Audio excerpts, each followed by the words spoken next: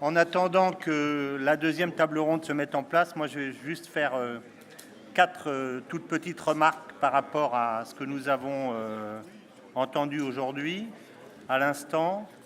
La première remarque,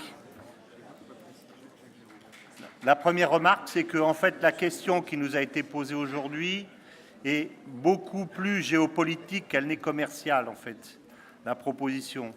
Donc je me félicite encore une fois que nous ayons construit cette table ronde en mettant en place les aspects géopolitiques.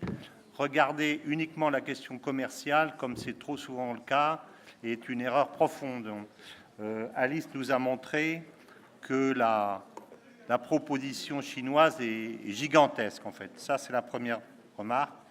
La deuxième, c'est que j'ai remarqué que les intervenants avaient beaucoup plus parlé de menaces que d'opportunités. C'est un fait. Aujourd'hui, cette question des routes de la soie, dès qu'on la regarde un peu avec des spécialistes, elle est plus inquiétante qu'une question d'opportunité. Ça, c'est la deuxième. La troisième, c'est que, en fait, lorsqu'on a sur la question du piège de Thucydide, on a plutôt souvent, on remarque souvent que lorsqu'on craint qu'il y ait des tensions fortes ou qu'il y ait des guerres, c'est pas forcément à ce moment-là qu'elles se produisent. Elles se produisent souvent quand on pense qu'il n'y en a pas. Donc c'est peut-être la tension ou l'impression de la tension est plutôt un élément, je dirais, positif, dans la mesure où ça peut permettre aux personnes de réfléchir, aux dirigeants de réfléchir. Et la dernière, ça concerne le piège du Thucydide, parce que c'est typiquement la question posée sur la troisième table ronde. Donc notre ami Renaud a fait, comme on dit en espagnol, un salto a la torera, comme on dit, il a sauté par-dessus. Donc ça sera, je pense qu'on réabordera cette question de piège de Thucydide au cours de la troisième table ronde. Donc j'invite aujourd'hui les participants de la deuxième table ronde, donc les routes de la soie, stratégie économique terrestre, maritime et digitale, avec Marie-Noëlle Tinédri-Dièvre. Où est-ce qu'elle est? Où est-ce qu'elle est, Marie-Noëlle? Marie-Noëlle, avec Jacques Géraud. Jacques Géraud. Bonjour. Avec Stéphane Reich. Où est-ce qu'il est? Stéphane Reich. Avec Serge, qui est là. Bonjour Serge. Et avec Christophe Hebel, qui va monter. Oui, Christophe. Alors, j'ai vu Christophe tout à l'heure. Où est-ce qu'il est? Il n'y a que 3 personnes. Marie-Noëlle n'est pas là? Ah bon? Elle n'a pas dû comprendre que... Tu vas la chercher? Elle a dû penser que la pause, elle s'est trompée pour l'heure de la pause, probablement. Et j'ai vu Christophe aussi, il était là, donc il ne doit pas être loin. Ils doivent prendre des forces. Installez-vous, messieurs. Merci beaucoup.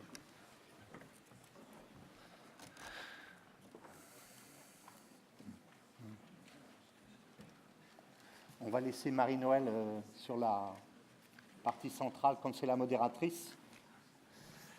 Merci.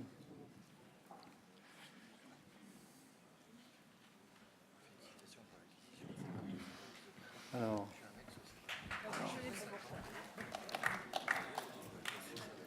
comme toutes les personnes de qualité, Marie-Noëlle sait se faire attendre. Je plaisante. Alors, il manque Christophe, que j'ai vu. Bon. Alors, on va peut-être commencer, Marie-Noëlle. Je pense qu'il ne doit pas être très loin, mais comme ça, on tient nos horaires. Très Donc, bien. On a jusqu'à 17h. Hein. On a jusqu'à 17h. Voilà. Bien.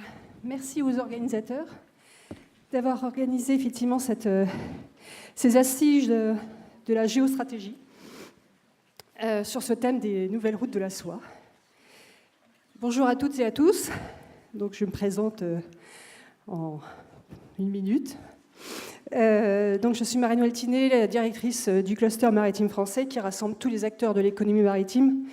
Il y a plus de 430 entités membres, des entreprises de toute taille, des fédérations, des associations, des collectivités, la Marine nationale, les universités, les écoles, les laboratoires, les régions, toutes les régions du littoral. Voilà, tous ces acteurs sont rassemblés, représentent l'économie maritime de la France. Et donc on touche tous les secteurs, à savoir aussi bien le transport maritime que les ports, les industries oil and gas, les énergies marines renouvelables, tout ce qui va être aussi la formation, les universités, comme j'ai dit, également tous les métiers de service, les banquiers, les courtiers, les assureurs, les cabinets d'avocats qui sont spécialisés donc dans le maritime ou dans le droit de la mer. Et on fait la promotion de cette économie maritime depuis 2006. On accompagne nos entreprises, nos membres, dans leur développement économique, dans leur développement durable, en France et à l'international. Donc je suis d'ailleurs très heureuse de voir qu'il y a plusieurs membres du cluster dans la salle et je les salue tous. Alors je ne vais pas tous les citer un par un, mais j'en ai vu plusieurs. Et puis j'ai le plaisir d'en accueillir 2 à cette table ronde. Donc Jacques Géraud et Stéphane Reich aussi, qui sont membres du cluster. Et puis je remercie aussi la Marine nationale, parce que c'est notamment la Marine qui m'a proposé de participer à cette table ronde. Je voulais vous dire aussi que je suis conseillère du commerce extérieur de la France et je tenais à signaler les publications de mes confrères CCE, notamment dans ce qu'ils appellent les lettres de la Chine hors les murs, qui sont vraiment des très bonnes lectures et qui pourront vous alimenter si vous voulez vous informer justement sur tous ces sujets des nouvelles routes de la soie et toute l'actualité économique, politique, géostratégique de la Chine. Toutes ces lettres sont téléchargeables sur le site du Conseil national des CCE. Alors, assez parlé de moi. Je suis très heureuse d'accueillir 4 intervenants. On va parler maintenant davantage, je dirais, des stratégies effectivement maritimes, terrestres, digitales de la Chine, mais également aussi des stratégies des entreprises, des enjeux que ça représente pour les entreprises en France et en Europe, les impacts, opportunités, menaces. Donc chacun de mes intervenants va y répondre. Et donc je suis très heureuse d'accueillir Jacques Géraud, qui a été anciennement préfet, énarque, auparavant, et directeur du cabinet de ministre de l'Intérieur. Vous avez été aussi ministre de la Défense, directeur aussi des affaires publiques du groupe Areva. Et depuis 2018, vous êtes conseiller institutionnel de CEMA-CGM.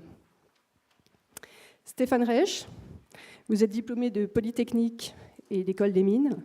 Vous êtes titulaire d'une licence de chinois de l'INALCO et vous avez travaillé chez Renault en Chine de 2007 à 2008. Et depuis 2017, vous êtes délégué général du Grand Port Maritime de Marseille. Serge Andrieux, vous avez fait HEC, MBA. Vous êtes un professionnel de la supply chain depuis 22 ans. Vous en avez passé 10 en Asie.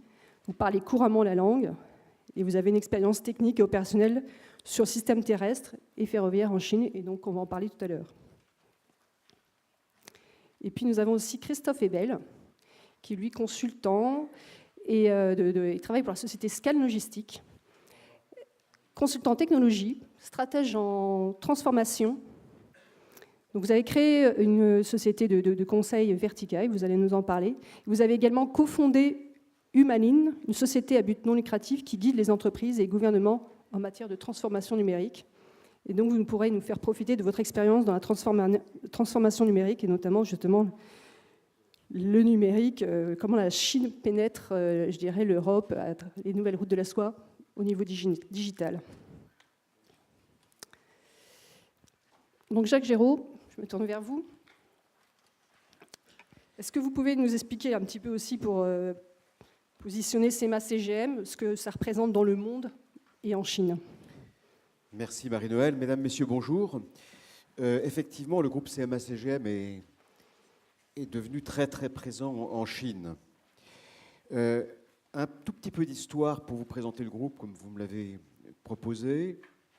En septembre 1978, un homme qui fuit la guerre civile au Liban arrive à Marseille avec sa famille et quelques amis. Et il crée une ligne maritime, Marseille-Beyrouth, Beyrouth-Marseille. 40 années plus tard exactement, ce groupe, CMA-CGM, c'est 35 000 collaborateurs dans le monde, un chiffre d'affaires de 20 milliards de dollars, 500 navires, 700 bureaux dans 160 pays. Vous savez qu'il y en a 190 dans le monde, à l'ONU en tout cas. Qu'est-ce qui explique ce succès? Ce sont des visions stratégiques de Jacques Saadé, très géniales et intuitives. La première, c'est de faire le pari que le transport maritime mondial sera totalement prédominant à une longue échéance. C'est que ce transport sera essentiellement assuré dans des conteneurs. Le groupe actuellement en transporte 22 millions par an.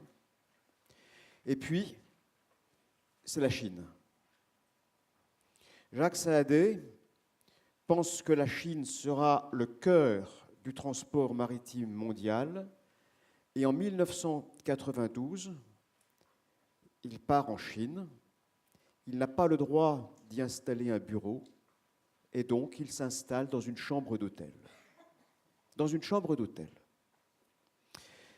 Et aujourd'hui, la Chine, en 2018, représente pour le groupe CMA-CGM un chiffre d'affaires de 1,4 milliard de dollars pour 2000 collaborateurs installés en permanence en Chine, auxquels s'ajoutent 1000 autres par le biais d'une filiale que nous avons acquise en 2017 à 100%, APL, 1000 collaborateurs de plus. Mais en fait, je viens de me tromper en vous disant tout cela, car je dois tout le temps dans ce groupe, il faut suivre l'actualité presque au mois le mois.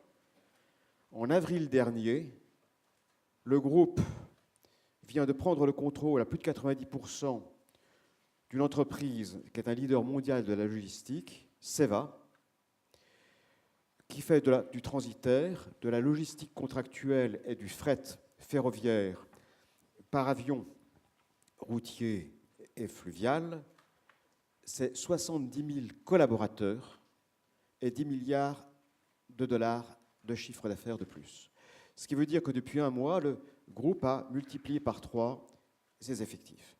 Si je le dis, c'est parce que ce CEVA, c'est 20 000 collaborateurs uniquement grâce à la JV constituée avec une entreprise chinoise qui s'appelle Anji. Cela permet d'assurer une intégration verticale du transport maritime et terrestre. Alors allons un petit peu plus loin, je ne vais pas être très long. Pour nous, la Chine, c'est des quantités de sujets. D'abord, la construction de porte-conteneurs. Nous en avons 28 qui sont construits depuis peu de temps. 29 nouveaux conteneurs au GNL dernière génération sont en cours de construction. Et nous en avons signé, en présence du président de la République et du président chinois il y a un mois, un contrat supplémentaire pour 10 futurs grands navires au GNL pour un montant de 1,3 milliard d'euros. Livraison à partir de 2020. La Chine, c'est aussi la construction de tous nos nouveaux conteneurs. La Chine, c'est le digital. Nous avons passé un accord avec Alibaba dans le domaine du e-commerce. La Chine, ce sont des terminaux. Un terminal, c'est crucial dans le transport maritime, car si on ne peut pas débarquer ou embarquer des marchandises, on ne peut rien faire. Nous avons une filiale de CMA-CGM qui s'appelle Terminal Link, dont les Chinois ont 49% de l'actionnariat. Ce sont des dizaines de terminaux en eau profonde dans le monde. La Chine, ce sont des partenariats actuels sur ce qu'on appelle les routes de la soie, au Cameroun, à Kribi, au Nigeria, à côté de Lagos, à Lekki. La Chine, c'est un partenariat pour lequel nous venons de signer un accord de long terme avec des entreprises chinoises de 5 ans dans le domaine de la R&D.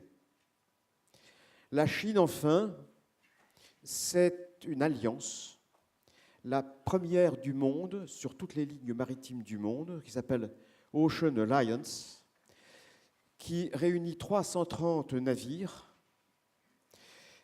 avec COSCO.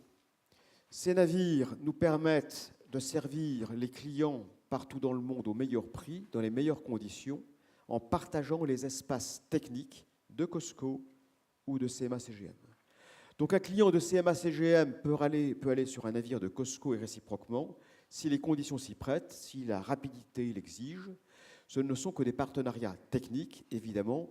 Chaque groupe, COSCO comme CMA-CGM, conserve son indépendance commerciale, totale et secrète. Vous voyez que ce partenariat est très considérable. Et il se poursuit, et puis il se poursuivra. Je veux dire par là que la Chine, pour nous, c'est un concurrent, mais un partenaire. Les deux sont indissociablement liés. Alors, nous avons des difficultés, naturellement. Les difficultés, ce sont des questions de formalités administratives et douanières dans les ports chinois qui différencient les navires chinois des autres.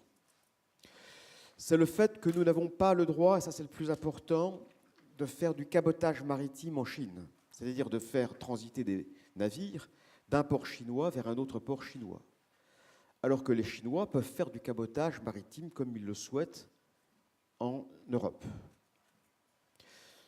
La troisième difficulté, qui est très importante, ce sont le fait que nous sommes, nous, dans un système libéral total en Europe et dans l'Occident.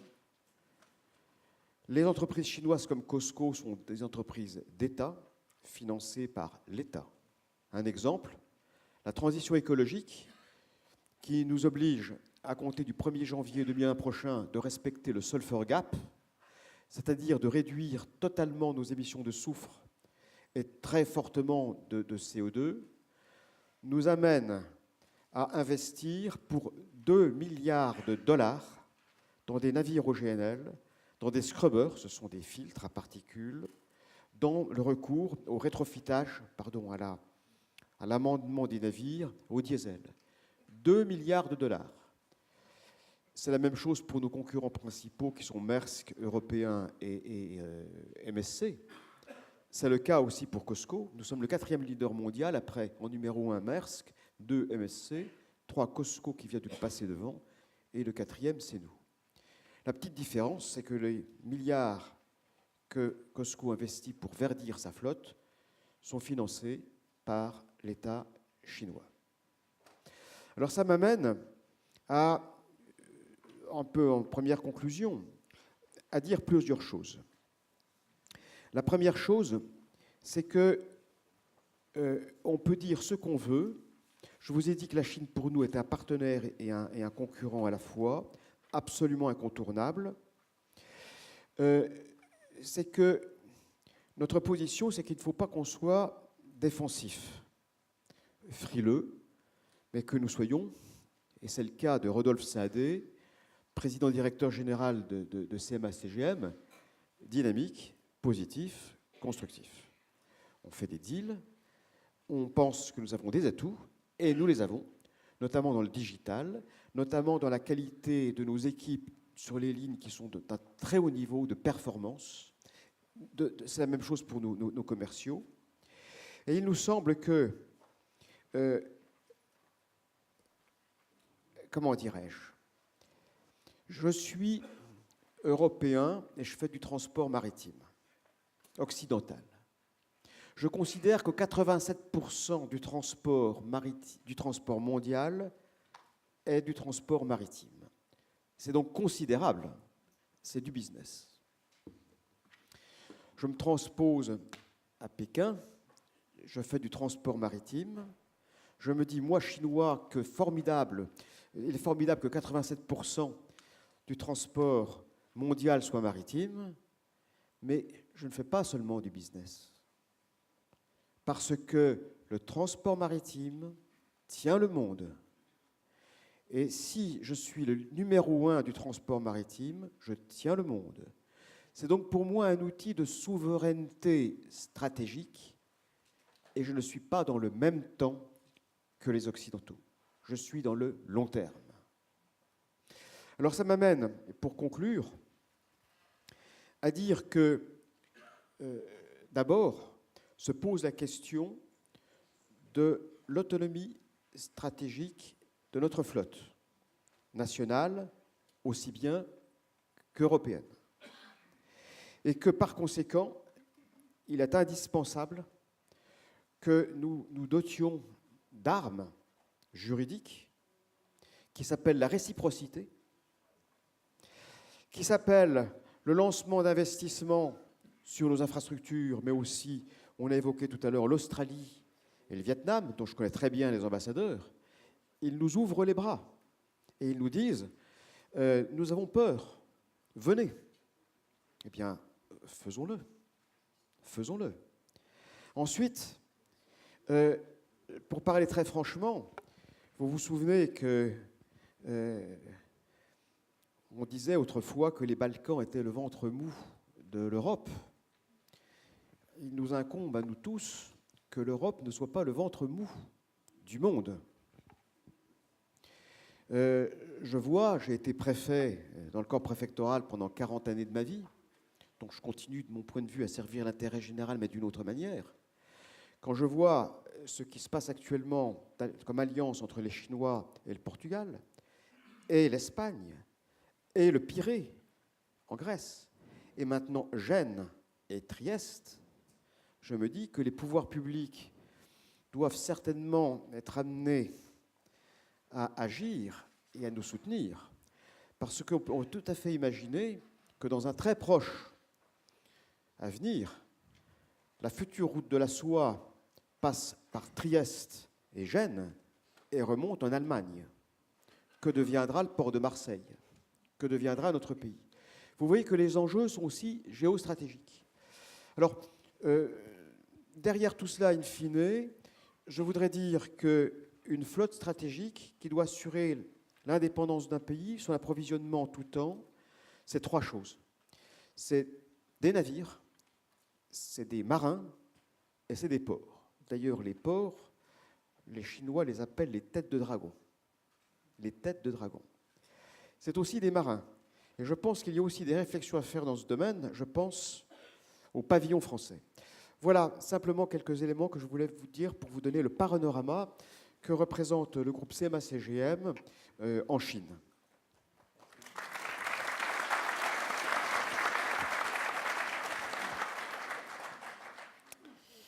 Alors Stéphane, quelle est la place justement du grand port maritime de Marseille? Là, Jacques en a parlé, en France, en Europe, à l'international. Qu'est-ce que vous représentez exactement par rapport aux autres ports européens notamment et par rapport à la Chine? Et quels sont aussi vos projets avec la Chine? Donc,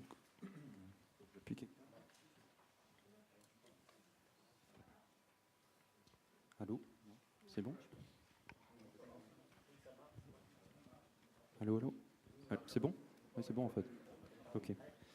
Donc, merci aux organisateurs et merci à Marie-Noëlle en particulier qui représente le cluster maritime français parce que c'est grâce à Marie-Noëlle que je me retrouve ici.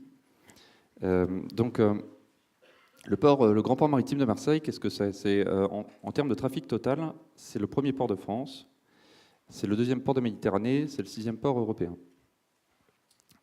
Historiquement, il y a encore une quinzaine d'années, 15, 20, 30 ans, c'était un port majoritairement pétrolier qui importait à 80% de son trafic et de son chiffre d'affaires, voire plus, entre 80 et 90% du pétrole, pour soit le raffiner dans la région autour du port de Marseille-Fos, soit pour l'expédier par des canalisations jusqu'à Lyon, en Suisse, en Allemagne.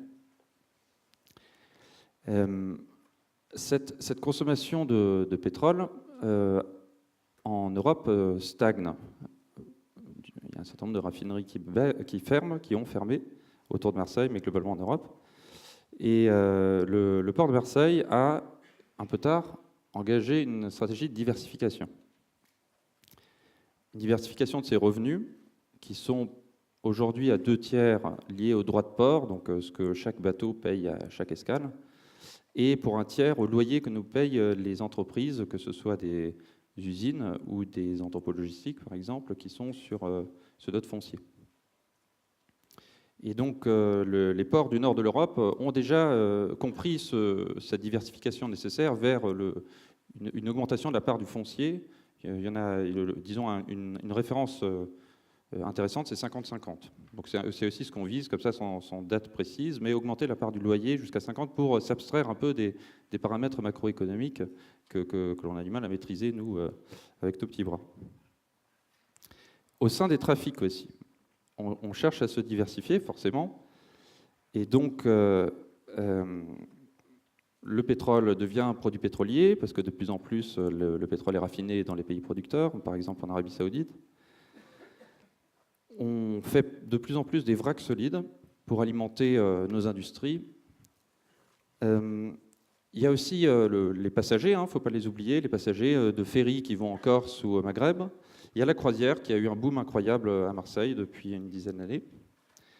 Il y a les remorques, et puis il y a les fameux conteneurs dont on a parlé à l'instant, donc qui incarnent cette mondialisation.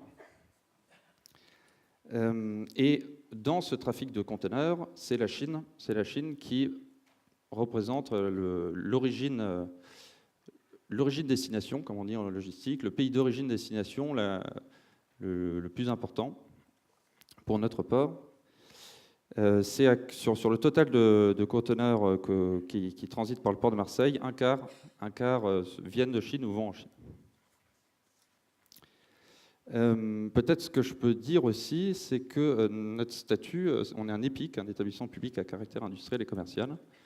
Donc notre actionnaire unique, c'est l'État français. Donc on a aussi vis-à-vis, on fait à la fois du business, mais on doit aussi écouter quelque part ce que nous dit le gouvernement français par rapport à cette stratégie générale des nouvelles routes de la soie. Ce que je peux dire aussi, pour faire le lien avec CMA CGM, c'est qu'on a eu, sur les 5 dernières années, une directrice générale qui s'appelait Christine Cabot, enfin qui s'appelle toujours Christine Cabot, mais c'est juste qu'elle est partie, elle a quitté le port de Marseille pour retourner chez CMA CGM, où elle avait fait 24 ans de sa carrière avant, et où elle avait d'ailleurs contribué à développer ces fameuses lignes avec l'Asie et la Chine en particulier. Et donc elle, quand ce concept des nouvelles routes de la soie a été posé par Xi Jinping, elle a fini par dire il faut que le port de Marseille soit sur la carte. Alors quelle carte, de quoi on parle, vu qu'il n'y a pas de carte officielle de l'État chinois, mais bon, soit dans les réflexes business, institutionnels, pour favoriser notamment les trafics. Est-ce que je continue? Je ne sais pas combien de temps j'ai. Encore quelques minutes. Donc, est-ce que tu peux nous parler un peu plus de votre stratégie justement par rapport aux nouvelles routes de la soie, par rapport à la Chine? Vous avez aussi un accord avec Shanghai. Vous avez aussi signé un protocole d'accord avec une société chinoise, Kenshen, qui donc s'implante sur le port. Donc voilà, où est-ce que vous en êtes de ces projets? Alors, donc il n'y a pas de carte officielle des routes de la soie, mais il y en a un certain nombre qui circulent. Et parfois, on voit sur la voie maritime que ça arrive, en particulier donc, en Grèce et en Italie, au Pirée et à Venise. Et donc, nous, on s'est dit, bon, le Pirée, on comprend, vu qu'il a été racheté par les Chinois. Venise, on comprend moins. Enfin, il y avait un moment des projets d'investissement qui ne sont pas vraiment concrétisés. Mais on s'est dit, c'est peut-être lié à un narratif de Marco Polo qui est parti de Venise. Donc on s'est dit, il faut qu'on réussisse à construire notre narratif aussi. Donc pour des aspects marketing, pour reboucler avec la table ronde précédente, marketing, donc commercial, mais institutionnel aussi. Et donc, bon, on a fouillé dans les cartes anciennes des routes de la soie autour de Jésus-Christ, quoi, et on a vu des cartes qui sont également disponibles sur Internet, hein, où bon, les Chinois n'allaient pas de Chine jusqu'à Marseille. Apparemment, ils se sont arrêtés en Afrique. mais il y avait un réseau de commerce, un réseau commercial qui était connecté finalement, y compris par la mer. Donc voilà, on se repose sur cette longue tradition. Plus récemment, Deng Xiaoping, qui a été cité aussi tout à l'heure, vous savez peut-être qu'il est passé par le port de Marseille en octobre 1920. Donc on va fêter le centenaire du passage de Deng Xiaoping à Marseille l'année prochaine. Et Deng Xiaoping et un certain nombre d'autres étudiants chinois sont allés travailler dans des usines françaises où ils ont découvert le communisme. Et c'est suite à cette visite qu'ils sont retournés en Chine créer le Parti communiste chinois. Donc quelque part, le port de Marseille a contribué à la création du Parti communiste chinois.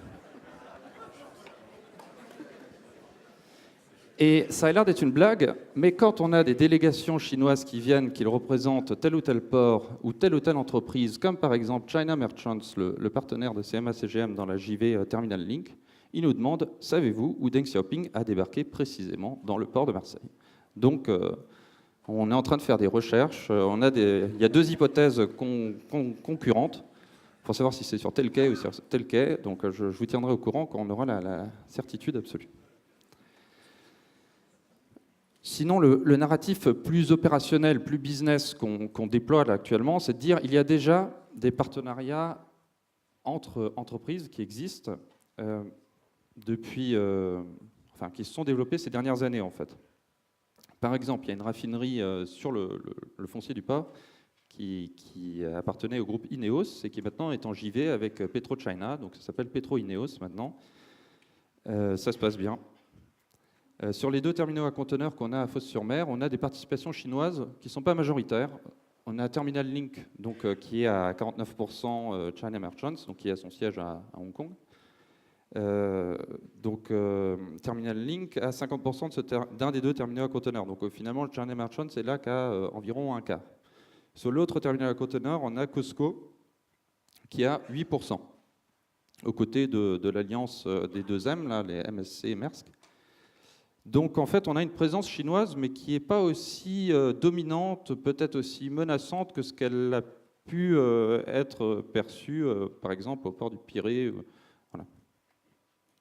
Il y a d'autres exemples comme ça d'entreprises, de co-entreprises, de coopération entre entreprises qu'on a, qui ne sont pas forcément sur le port, mais qui sont à proximité. Par exemple, le moteur Baudouin, qui s'est fait racheter quand ils étaient dans une difficulté financière par Weichai Power, et qui fabrique des moteurs de navires, j'imagine qu'ils sont membres du cluster maritime français aussi. Et donc, eux aussi, ça se passe bien. En fait, ce narratif, on l'a construit au fur et à mesure, en lien avec nos amis du Quai d'Orsay, nos tutelles donc, du ministère des Transports, de Bercy, pour s'assurer qu'on n'allait pas trop loin, trop vite.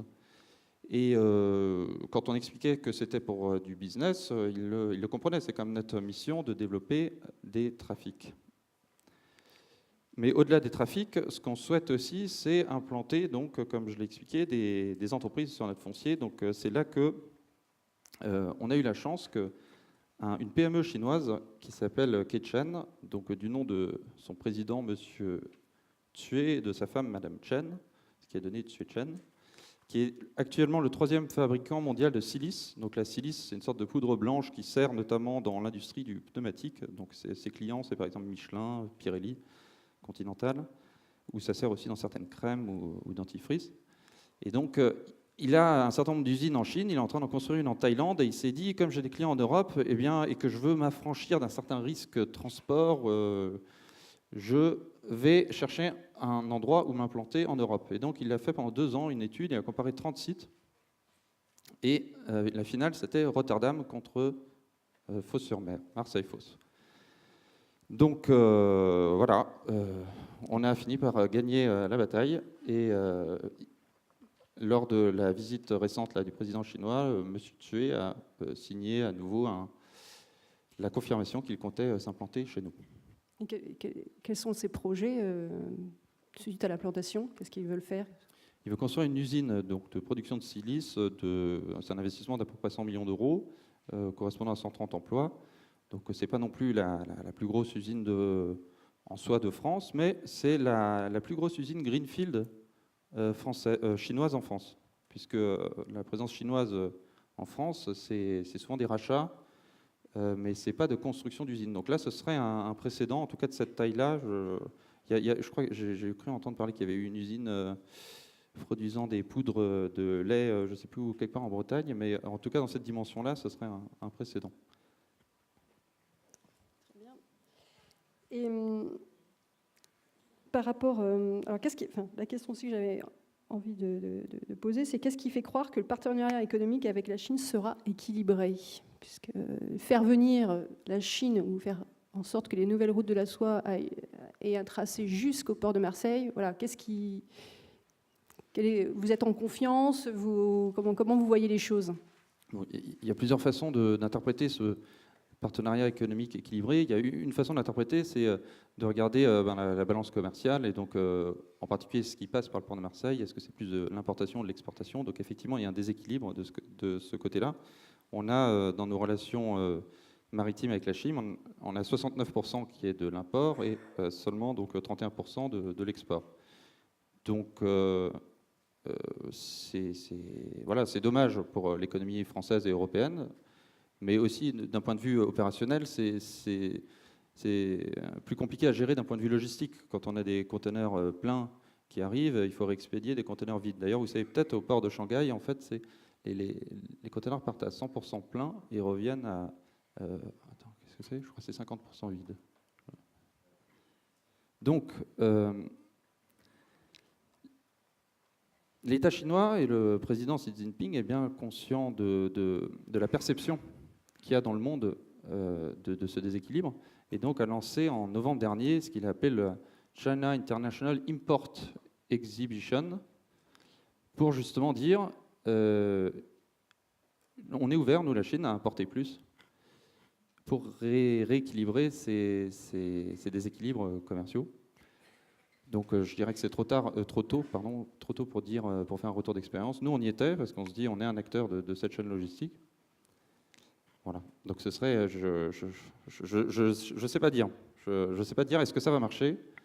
La question aussi c'est est-ce qu'il y a certains pays qui vont être privilégiés, certains pays, certains ports qui vont être privilégiés dans cette éventuelle action de rééquilibrage, notamment ceux qu'on a cités qui ont établi des accords de partenariat larges, mais spécifiques aussi sur les ports, comme l'Italie plus récemment. Donc là, c'est tellement récent que la France a choisi, à ce stade, d'avoir une sorte de positionnement intermédiaire, je dirais, ne souhaitant pas signer un accord de partenariat aussi fort que l'Italie, mais tout en ouvrant la porte à des partenariats de projets. Donc nous, c'est aussi notre positionnement. On ne souhaite pas non plus se vendre, on appartient à l'État français, mais ça fait partie de notre diversification que j'ai décrite. Merci Stéphane. Concernant la stratégie chinoise terrestre, donc je me tourne vers Scan Logistique, vers Serge. Comment tu vois la stratégie chinoise terrestre, Quelle est l'évolution des voies justement terrestres depuis le démarrage des nouvelles routes de la soie? Bonjour à tous. Voilà, jusqu'où vont les lignes en Europe? Bonjour à tous. Donc je suis Serge Andrieux. J'interviens après une brillante compagnie maritime française, ainsi qu'un des ports français les plus efficaces, en tant que ce qu'on appelle un transitaire, c'est-à-dire un commissionnaire de transport. J'interviens au titre de l'activité commerciale, du développement de cette entreprise dans le monde. Pour vous donner une idée du volume, nous sommes 1300 collaborateurs, ce qui paraît assez modeste par rapport à une société comme CMA, par exemple. Vous êtes 100 000 aujourd'hui, vous faites 30 milliards de chiffre d'affaires, nous sommes 1300 et on fait 1 milliard de chiffre d'affaires seulement. La société est inconnue ici en France. C'est une société danoise qui s'appelle Scan Global Logistics, qui est basée à Copenhague. Et il semblerait qu'elle soit suffisamment sérieuse pour avoir les le support des Nations Unies, de l'UNICEF, puisqu'elle intervient dans tous les conflits armés ou les crises sanitaires qui puissent apparaître, notamment en Afrique.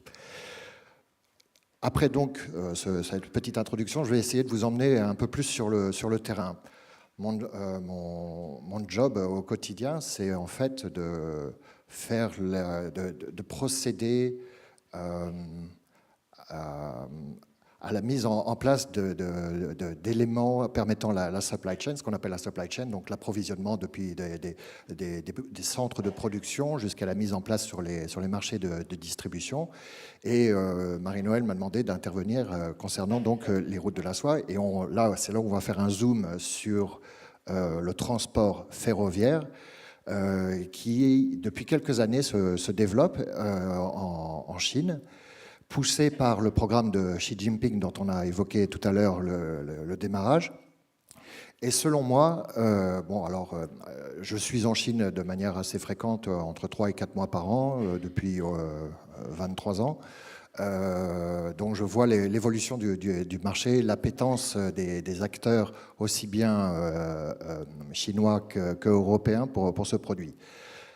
Pour que vous compreniez, pour que vous ayez également, pour mettre en perspective ce nouveau mode de transport, parce qu'il est embryonnaire, il est vraiment à la marge. Pour vous donner une idée, j'ai cherché quelques chiffres. En 2017, donc il y a 2 ans, uniquement 200 000 conteneurs, alors il y a 2 types de conteneurs, il y a les 40 pieds et les 20 pieds. Il y a 200 000 conteneurs 20 pieds qui ont été transportés par les voies ferroviaires entre la Chine et l'Europe. Quand on met ça en face du nombre de conteneurs qui ont été transportés par les voies maritimes, ça vous donne 236 millions de conteneurs par voie maritime Chine sur l'Europe. Donc un conteneur pour le train, 1100 conteneurs par bateau. D'accord ? 2018, le volume par voie ferroviaire a doublé. Il y a eu une croissance de 60%, ce qui est juste complètement démentiel dans la mesure où on parle de rails, donc il faut des infrastructures susceptibles d'absorber cette croissance, ce volume. De ce fait, il y a eu trois routes ferroviaires qui ont été construites. De manière aisée, on parle de la route du Nord, du Centre et du Sud. On peut se poser la question de l'intérêt de pousser pour le développement de cette route ferroviaire, dans la mesure où finalement ce sont des volumes très à la marge. Les 500 000 conteneurs contre 250 millions en 2018. Donc cette fois-ci, on a un conteneur pour 485 conteneurs sur un bateau. Alors, justement, quels sont les chargeurs qui préfèrent cette alternative Alors, d'une manière assez intéressante, vous allez trouver un profil assez divers dans les chargeurs, c'est-à-dire les personnes qui vont utiliser, les entreprises qui vont s'intéresser à ce mode alternatif de transport. Vous allez, finalement, on constate, à part les denrées périssables et le médical pur, tous les services, tous les secteurs économiques s'intéressent au dossier. Automotive, les Français l'utilisent avec l'usine Peugeot à Wuhan, et puis donc entre Sochaux et Wuhan, vous avez des conteneurs qui partent dans les deux sens, puisqu'à Wuhan on produit des véhicules. Vous avez une entreprise américaine comme Caterpillar qui est très intéressée par le dossier pour la simple et unique raison, c'est qu'ils ont tellement de volume qu'ils peuvent prendre le risque stratégique d'allouer à une partie de leur transport sur le mode ferroviaire. Et ils sont très intéressés parce qu'aujourd'hui, le gouvernement à Pékin subventionne très largement ce mode de transport. Normalement, d'après nos calculs, un conteneur, alors c'est sous réserve de vérification, etc. Mais pour vous donner une idée, un conteneur, normalement, coûterait entre 5 000 et 7 000 $ depuis Shanghai jusqu'à rendu Europe de l'Ouest. Pour pouvoir lancer ce produit, parce qu'il est donc complètement non compétitif par rapport aux voies maritimes, où un conteneur va coûter quoi, 1 300, 1 500 $, grosso modo, pour vous donner un ordre d'idée. Donc Pékin subventionne. Et donc un conteneur ne coûtera que 2 500, 3 000 $. Alors vous allez dire, c'est toujours plus cher. Oui, mais le transit time est plus rapide que par les voies maritimes. Aujourd'hui, quand on enlève des marchandises auprès d'une usine, aux portes d'une usine en Chine, quelle qu'elle soit, et qu'on livre cette marchandise dédouanée dans un entrepôt ou chez un client en Europe, de porte à porte, on va parler en bateau, encore une fois en essayant de simplifier tout, 37, 39 jours. D'accord? Donc c'est relativement long. Par voie ferroviaire, on gagne une semaine. Alors vous allez dire, une semaine, c'est pas beaucoup. Oui, sauf que pour tous les financiers qui sont dans la salle, le cash flow qui est impliqué, qui est engagé pour pouvoir faire ce transport, vous le réduisez d'une semaine. Donc en fin d'année, quand vous avez des gros flux commerciaux, vous dégagez énormément de liquidités qui vous permettent donc d'investir la R&D, etc., et de vous occuper d'autres dossiers. Donc, si aujourd'hui le transport ferroviaire reste très très minoritaire, sa croissance sponsorisée par Pékin prouve bien que c'est une alternative intéressante. Alors je me suis posé la question de savoir en fait pourquoi Pékin finalement s'intéresse à sponsoriser, pour quelles raisons. Les intervenants brillants de la session d'avant vous ont expliqué plein de choses passionnantes, notamment que l'industrie chinoise se concentre sur les zones sud du territoire et sur la partition est. Et donc, il y a une énorme paupérisation ou une désertification, plus exactement c'est le terme, des territoires centraux et vers l'ouest. La densité humaine sur le sud, les zones Dongguan, Guangzhou, Fujian, etc., et qui remontent vers l'est, est complètement démentielle. Et après, vous n'avez plus rien. Et donc, Xi Jinping, il en va de l'enjeu du Parti communiste, selon moi, de sa volonté d'inscrire dans la durabilité, essaye de développer, grâce aux routes de la soie, les villes que l'on nomme Tier 2, Tier 3, donc qui restent des villes complètement démentielles en échelle française, bien évidemment. On parle, pour les villes Tier 1 comme Shanghai, vous êtes à 27 millions d'habitants, Zhongxin, vous êtes à 38 millions d'habitants, et donc quand on passe au Tier 2 et Tier 3, donc reculé dans les terres, il n'y a plus que 10 millions d'habitants. Ce qui reste très impressionnant, bien évidemment, mais à l'échelle de la Chine, c'est négligeable. Et donc, je disais, il en va de l'avenir du Parti communiste chinois, parce que la dernière chose que Xi Jinping veut, c'est que des mouvements sociaux se créent, il les réprimande, il n'y a pas de syndicat, c'est interdit, mais il ne veut pas que les ouvriers soient dans la rue parce qu'ils n'ont pas de boulot, parce qu'ils n'ont pas de quoi manger. Donc, il a créé, avec ce programme économique ambitieux, une activité et des jobs tout le long de la route de la soie, en créant des terminaux, des gares de triage, en subventionnant les différentes régions, en les poussant à créer des zones d'achalandage, je ne sais pas comment on dit en français. Merci infiniment. Je ne vis pas en France, alors je vous prie de m'excuser, de temps en temps je dérape un peu, d'achalandise pour récupérer toutes les marchandises sur tout le territoire. Merci infiniment. Donc, il y a une volonté politique derrière ce développement économique qui est très puissant, même si aujourd'hui il est à la marge, mais vous constatez que d'une année sur l'autre, la croissance est de 60%, donc ce qui est juste complètement démentiel. À l'origine, les transit times par les voies ferroviaires étaient encore plus rapides. Ça a un tel succès que du coup, ça crée des engorgements et les marchandises perdent une semaine dans leur délai d'acheminement sur l'Europe. Vous me posiez la question, qui s'intéresse en tant que chargeur à ça? Caterpillar, parce qu'ils font produire en Chine des machines qu'ils envoient complètes en Belgique pour être distribuées sur l'Europe. Et leur usine de Pologne, à côté de Varsovie, renvoie des pièces détachées pour être utilisées dans les usines d'assemblage en Chine. Donc il y a un mouvement. Peugeot fait la même chose. On a des boîtes d'informatique comme Lenovo, donc, qui produit du matériel high-tech, des computers, qui sont expédiés parce que la masse, en soi, le produit vaut cher, mais les marges sont tellement ridicules quand vous allez dans un supermarché et que vous choisissez un HP, un Dell ou un Lenovo, finalement, ils ont tous le même prix et vous achetez uniquement celui qui a une promotion ce jour-là parce que c'est une commodité, il n'y a aucune valeur ajoutée. Donc, pour réduire le coût de transport, on utilise le moins cher, le plus rapide, comme ça. Autre point que je voudrais aborder, aujourd'hui, on est confronté à un développement économique sans précédent en Chine après le siècle d'humiliation ou depuis Deng Xiaoping, quand il a dit « enrichissez-vous », tous les Chinois sont mis à faire du business. Le niveau de vie augmente. Un col bleu, aujourd'hui, va faire un salaire équivalent à 1200, 1300, 1400 $ en fonction de ses capacités techniques.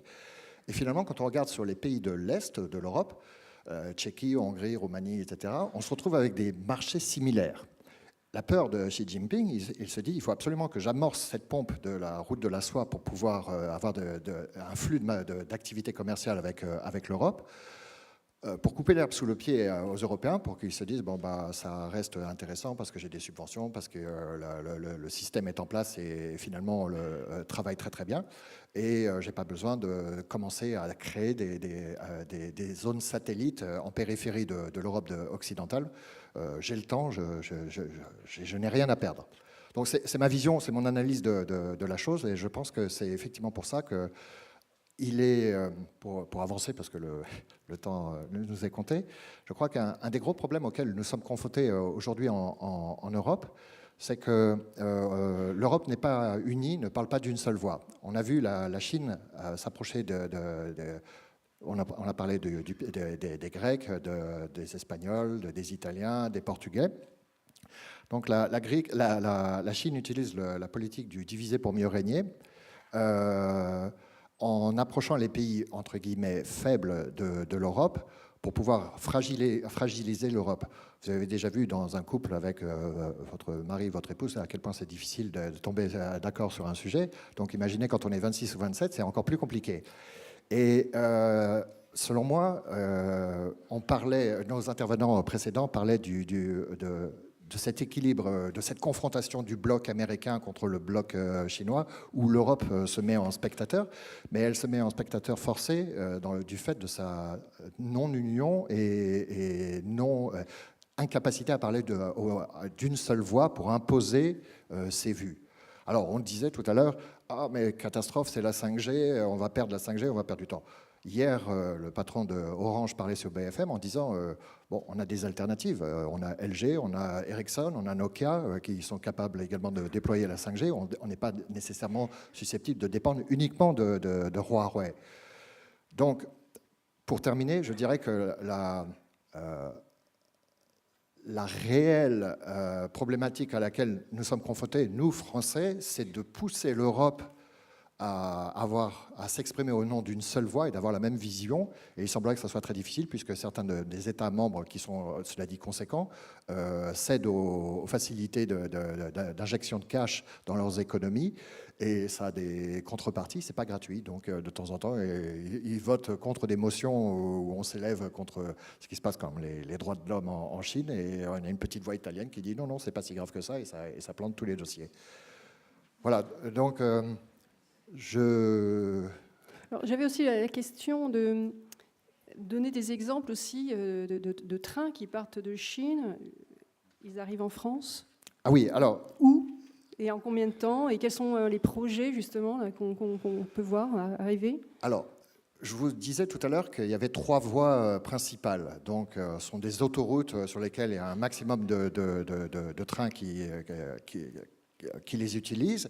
Mais ça va partir donc de centres principaux chinois. Donc on va avoir Pékin, Zhongxin, Shanghai. Tout remonte par voie maritime ou par voie camion en Chine. C'est chargé sur ces trains. Il y a une rotation de 3 grosses lancées par semaine. Ça arrive en Europe, en Allemagne à Duisburg, ça arrive à Varsovie.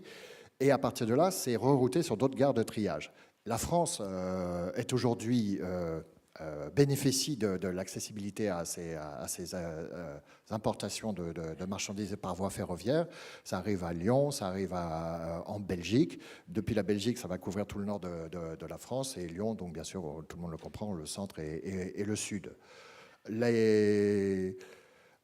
La rapidité, on parle de 34 jours, donc c'est assez efficace. Le problème, c'est que les voies ferroviaires en France luttent, enfin ont du mal à imposer l'utilisation du train pour transporter les marchandises. Il est tellement plus rapide, tellement plus facile, tellement plus flexible de déclencher un transport routier. Vous prenez un châssis, vous posez un conteneur dessus et un camion qui va partir. Si jamais vous avez regardé un peu le sujet, la SNCF, le fret, donc transport de marchandises, a des obligations, enfin des contraintes, ne peut pas déclencher un train comme elle veut. Il y a les trains, elle utilise les mêmes voies que les voies de transport de passagers qui sont prioritaires. Donc on fait passer les trains à certaines dates, à certaines heures. Il faut que le train soit compliqué, il faut que les syndicats soient d'accord, etc. Donc on a un petit peu de mal en France pour l'instant. Alors justement, il y a aussi la question des normes. Est-ce que ils ont des normes pour leurs voies ferroviaires ? Oui. On n'a certainement pas les mêmes aussi. Alors, ça, c'est je dirais, un faux problème parce qu'effectivement, l'écartement des rails en Chine et l'écartement des rails dans l'Europe de l'Est n'est pas tout à fait le même. Mais en fait, c'est pour démystifier la chose, quand on va arriver à la frontière, une grue va prendre le conteneur et va le charger sur un autre train qui est sur la voie avec les bons écartements de rails. Donc, ça ne pose pas de problème. Il y a un stop, on transfère la marchandise en conteneur complet. Alors, une des choses aussi qui va développer énormément cet attrait, non plus pour les grosses multinationales, mais également pour les PME, c'est qu'aujourd'hui, on est capable de transporter des équivalents de palettes uniquement. Vous allez avoir quelques mètres cubes et non plus être forcé à acheter un conteneur complet pour les trains. D'ailleurs, on ne circule pas avec des 20 pieds, on circule avec les 40 pieds, les très très gros. Les compagnies n'acceptent pas les 20 pieds. Et nous, on s'est dit, il faut aider les clients qui seraient intéressés par aussi l'aspect écologique, parce que alors vous êtes confrontés aux taxes sulfure, etc. Et le train bénéficie pour l'instant, du fait de sa non-existence ou d'être un produit à la marge, de zéro taxe concernant une pollution éventuelle. Et donc, pour nos clients, on s'est dit, on va développer également le principe, si vous avez 10 cartons à partir de Shanghai, et vous ne voulez pas les mettre dans un avion parce que ça coûte 15 renminbi du kilo, par un train, vous tombez à 4,50, à 5. Donc, c'est un intérêt économique en plus du transit time. Donc vous croyez au développement en tout cas des Très honnêtement, c'est embryonnaire. Embryonnaire. C'est embryonnaire aujourd'hui. Ça n'arrivera jamais à concurrencer le maritime. 94% des marchandises mondiales circulent dans des conteneurs sur des bateaux. C'est juste démentiel. 3% circulent dans des avions et le reste, c'est à dos d'âne. Vous n'arriverez jamais à concurrencer le transport maritime. Rendez-vous compte, dernier chiffre pour vous. L'équivalent, donc, en 2017, un porte-conteneur de 20 000 TU, donc 20 foot. EVP, équivalent 20 pieds en français. Merci infiniment. Donc, il y a eu l'équivalent en 2017 de 10 porte-conteneurs qui ont circulé en train contre 11 800 bateaux. D'accord ? Et en 2018, il y a eu l'équivalent de 26 seulement. Donc 26 contre 12 500 entre la Chine et l'Europe. Je ne parle pas de trafic mondial. Chine, Europe. Donc c'est vraiment marginal. Donc je pense qu'on sera tous à la retraite pour pouvoir réellement envisager un développement du rail. Très bien. Merci beaucoup Serge pour cette vision des voies terrestres. Jacques, vous voulez rajouter quelque chose, Jacques ? Quand on parle de EVP, équivalent 20 pieds, donc ce sont des boîtes, ce sont des conteneurs, vous prenez un porte-conteneur de 16 000 EVP. C'est un conteneur déjà assez important, mais les plus grands aujourd'hui dépassent les 22 000. Cela représente, mesdames, messieurs, 97 km de long. 97 km de long, c'est vous dire, un seul navire. Gigantesque. Il pollue moins que le chemin de fer, encore moins que l'aérien, 20 fois moins que que 40 fois moins que l'aérien, 20 fois moins que le chemin de fer, mais il pollue encore. Hein. D'où la transition que j'évoquais tout à l'heure. Mais à la tonne transportée, ça reste la voie la plus, je dirais, développement durable en fait. Hein. C'est celle qui pollue le moins à la tonne transportée, le transport maritime. Christophe, vous allez nous parler maintenant donc de cette transformation numérique au travers des nouvelles routes de la soie et comment la Chine pénètre l'Europe justement avec le numérique, avec la transformation digitale. Quels sont les enjeux et vous allez nous dire aussi quels sont les leviers d'action et avec quels partenaires stratégiques faut-il s'associer. Voilà. Ok, merci de m'avoir invité pour cette très intéressante réunion ce soir. Et je suis plus fort, le micro là. Oui, voilà. Comme ça marche plus. Ah oui, ok. Voilà, c'est une technique spéciale. Voilà, et je suis bien conscient que je suis le dernier intervenant le proverbial entre vous et la pause, et je suis l'intervenant avec le mauvais français aussi, alors excusez-moi. Voilà, alors merci pour m'avoir été invité. Je suis très heureux d'être parmi vous aujourd'hui et je cache un petit peu mon Huawei iPhone avec mes notes. Mais c'est en fait un petit peu le thème ce soir. Comme nous venons de l'entendre, les nouvelles routes de la soie apparaissent à de nombreuses dimensions et chacune a ses propres problèmes. Je veux faire, dans les quelques prochaines minutes, je veux positionner un petit peu ces défis et peut-être aussi montrer quelques alliances peut-être ou des actions qu'on pourrait prendre pour en fait essayer de se libérer un petit peu de peut-être ce qu'on voit comme danger. Quand nous parlons des routes numériques de la soie, que voulons-nous dire exactement? Alors, je pense qu'il y a au minimum 3 dimensions ici. Une dimension qui est assez réelle, des matériels informatiques, d'une infrastructure physique, digitale, des systèmes d'appui numérique pour les chaînes logistiques, la fabrication pour la transmission des dates, des données et des facilités des e-commerce. Une deuxième dimension, c'est la génération, récolte des données et la production du sens de ces données. Alors, un processus de valorisation de ces données. Normalement, en fait, on fait ça avec des techniques de deep learning, machine intelligence, artificial intelligence. Et la troisième dimension, c'est plutôt stratégique dans le sens militaire, c'est des cyberarms, des cyberstratégies qui sont défensives ou offensives dans leur nature. Dans ce cas, il s'agit de projeter de la force numérique. C'est un analogue d'une projection de force navale, force militaire. Et pour la défense, comme les systèmes de area denial. C'est un petit peu, c'est assez similaire du jargon militaire parce qu'en fait, ce type d'armes sont utilisées en parallèle.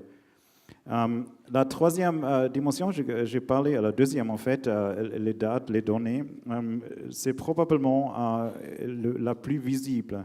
Et cela signifie toutes sortes de sources de données. Il inclut les données de l'utilisation de votre portable, par exemple, les données des capteurs de santé, les données des satellites, des senseurs, toutes sortes de dates. Et comment fonctionne ça en fait en Chine et par extension autour de la route de la soie? C'est en fait c'est la même chose qu'aux États-Unis. On a les Google, les Amazon, les Facebook, mais sauf que les applications s'appellent WeChat et les sociétés c'est Tencent, c'est Alibaba, c'est Baidu. Les fournisseurs de services numériques chinois fournissent des applications de communication avec des transactions financières intégrées complètement. Ils intègrent complètement tous les aspects de la vie des utilisateurs. Et en termes de la route de soie, cette technologie, ça ne reste pas en Chine. En décembre dernier, Alibaba Cloud, par exemple, a signé un protocole d'accord avec Kuwait. Et je vous donne un petit mot de cet extrait de la déclaration officielle de Kuwait. Le Koweït peut bénéficier de la stratégie de l'entreprise d'utiliser la situation géographique unique du Koweït pour atteindre les pays environnants à travers l'infrastructure du Koweït et de faire du Koweït un centre pour le mouvement des données et des informations entre les pays du monde. Alors, et ça c'est basé sur Alibaba Cloud. Ça, c'est un contrat. Et c'est peut-être aussi intéressant pour les étudiants de la géostratégie. Ce sont des contrats entre des non-state actors et des États. Comme Huawei le propose pour des États aussi, comme la Suisse en fait, et la Bretagne, Great Britain, ils ont proposé des no spy agreements pour en fait un petit peu créer de confiance entre ces entités. Alors on voit ça, on a la Kuwait, mais on a aussi Malaysia par exemple, on a Kuala Lumpur. Kuala Lumpur a en fait une copie plus ou moins exacte du Smart City System de Shanghai. Et ça est aussi basé sur Alibaba Cloud. Ça intègre, comme une des intervenantes a déjà dit, ça intègre une partie écologie et efficacité, mais aussi une composante de sécurité dans le sens de face recognition. C'est beaucoup plus agressif qu'on fait dans notre côté. Alors, quelles sont les autres composantes? Je pense peut-être il y a 2 ou 3 autres composantes qu'il faut regarder dans ce contexte parce qu'ils ont, en fait, on a des enjeux stratégiques. On a une infrastructure informatique et ces technologies sont conçues pour compléter l'infrastructure physique, comme je l'ai dit, de la ceinture de la route, tout en introduisant des normes techniques communes. Et la Chine a construit des projets de câbles de fibre optique reliant Beijing à Myanmar, Népal, Kyrgyzstan et bien sûr aussi les réseaux 5G comme 5G, comme on discute juste maintenant. Permettez aussi de parler brièvement du calcul haute performance. Le calcul de haute performance est un atout stratégique. Aux États-Unis, il est piloté par le Department of Energy, en France c'est la CEA. Le calcul haute performance permet la gérance, entretien, la modernisation des armes nucléaires. Aujourd'hui, c'est la force motrice de la simulation à la grande échelle, mais aussi le moteur, c'est probablement un peu plus important des applications d'intelligence artificielle à grande échelle.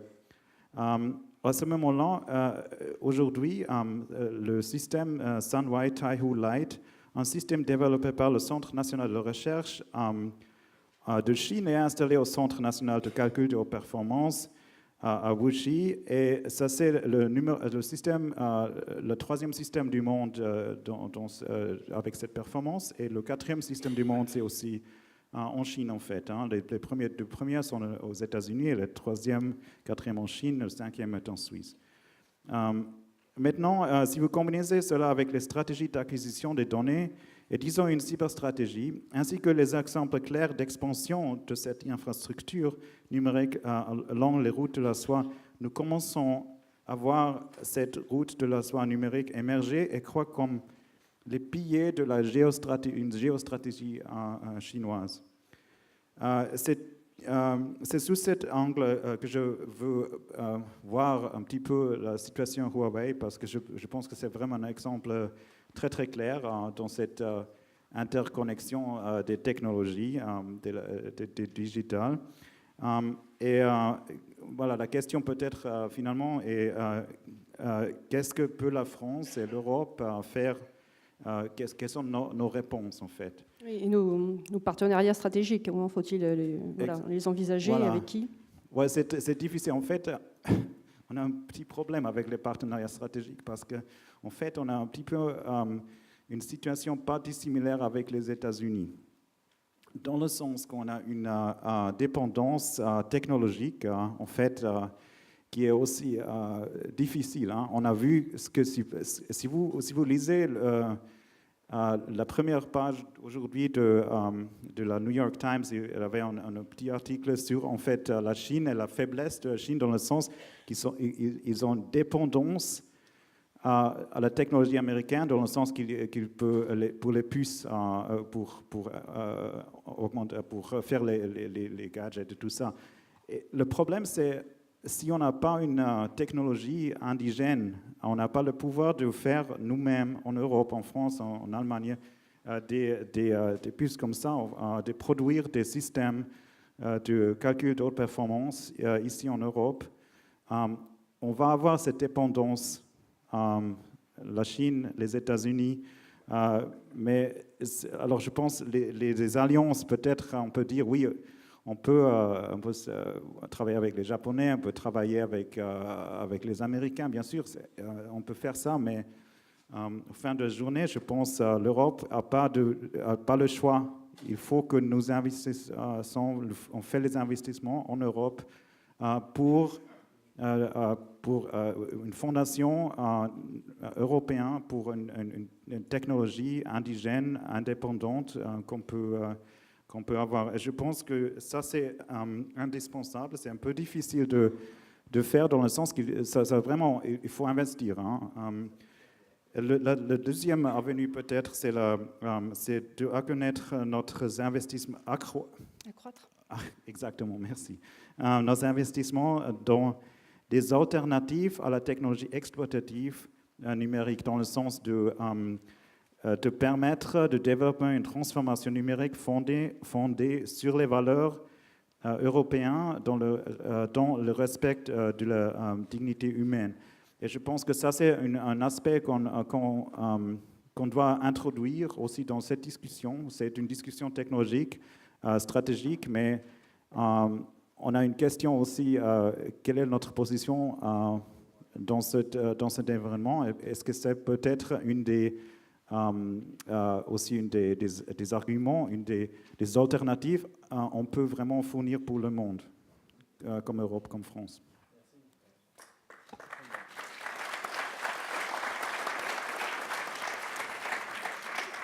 Merci à tous les quatre. Est-ce que vous voulez rajouter quelque chose, puisqu'en fait, sinon on va enchaîner avec la pause. Est-ce que vous avez des commentaires ou des remarques aussi à ajouter? Oui, peut-être juste pour rebondir sur la dimension numérique que je n'ai pas mentionnée dans mon intervention précédente. En fait, c'est aussi un axe qu'on développe au port de Marseille, parce que vous le savez ou pas, mais Marseille est déjà un hub numérique d'importance mondiale pour les câbles numériques sous-marins qui connectent les continents. Et il y a déjà 13 câbles qui arrivent sur Marseille. Pour l'instant, pas sur le port. Ils arrivent au niveau de la plage de Pointe-Rouge, dans un environnement non sécurisé, où un bateau peut, par mégarde, sectionner un câble, ce qui fait que Internet est interrompu en Égypte pendant 2 jours. C'est arrivé il y a quelques années. Et donc nous, on a une nouvelle offre commerciale, toujours dans cette stratégie de diversification de nos revenus, de plugger les câbles numériques sous-marins qui vont venir de Chine ou des États-Unis. On est ouvert. Et en plus, ce qui est drôle quand on regarde les cartes des câbles numériques sous-marins, c'est que ça fait quand même pas mal penser aux routes de la soie, en fait, parce qu'ils empruntent le canal de Suez, ils arrivent en Méditerranée. Et donc voilà, notre offre commerciale est prête. S'il y a parmi vous des câbles opérateurs, je suis à votre disposition pour parler de business à la fin de la conférence. Alors, et pour ajouter, en fait, on a aussi une expertise en France pour des navires de pose de câbles sous-marins. Donc, il y a plusieurs entreprises françaises qui sont spécialisées, qui sont peut-être dans la salle aussi. Je pense à Orange Marine ou à Alcatel aussi. Voilà, donc... Attends, juste pour préciser, il y a effectivement un projet de câble numérique sous-marin qui va partir de Chine pour connecter l'Afrique et l'Europe, qui s'appelle PEACE, comme la paix. Donc, vous voyez le message civilisationnel qui est porté de ce côté-là. Il y a un autre projet de câble numérique sous-marin qui va partir de la côte est des États-Unis, qui s'appelle Brexit One, parce que c'est le premier qui va pas passer par le Royaume-Uni, mais se connecter ailleurs. Donc, on est en train d'essayer de l'accrocher aussi. Très bien.